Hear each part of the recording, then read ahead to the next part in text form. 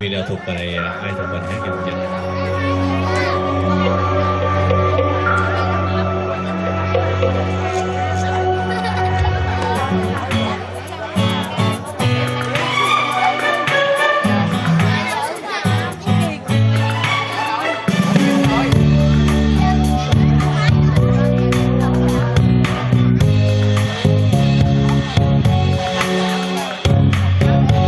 Chuyện từ thích ca xa đời ngày xưa, vào ngày rằm tháng tư nơi lòng thì đi hoang vô đất tươi, chợt hoa vô từng bừng nở. Tiếng lành đã đến cho muôn loài từ đây, thật là hạnh phúc cho nhân loại. Mừng thầy rằng người ngày đã sanh được phân từ bi, ngày bình an đến cùng thế gian. Ngài thấy vô mình trần đời, Ngài thấy đau thương mọi loài. Ngài xuất gia đình vào rừng và tìm ra ánh đạo thiên.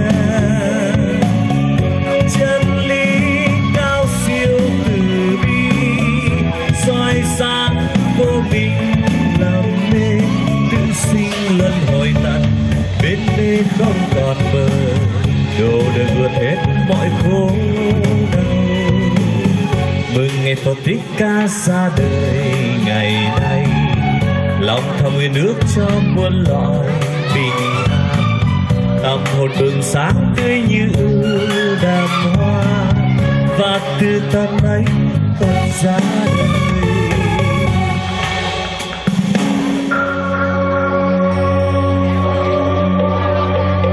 Nhà mình có ai thuộc bài này không ạ?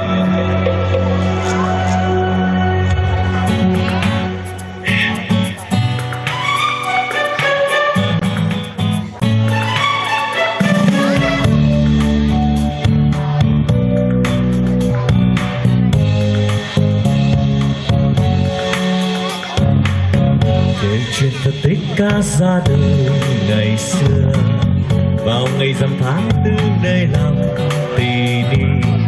Hoàng hậu dựa gốc cây vô ưu đẹp tươi, chợt hoa vô từng bừng nở.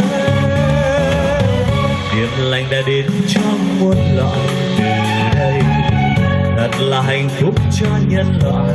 Mừng thầy rằng người ngày đã sanh được phân từ bi, ngày bình an đến cùng thế gian.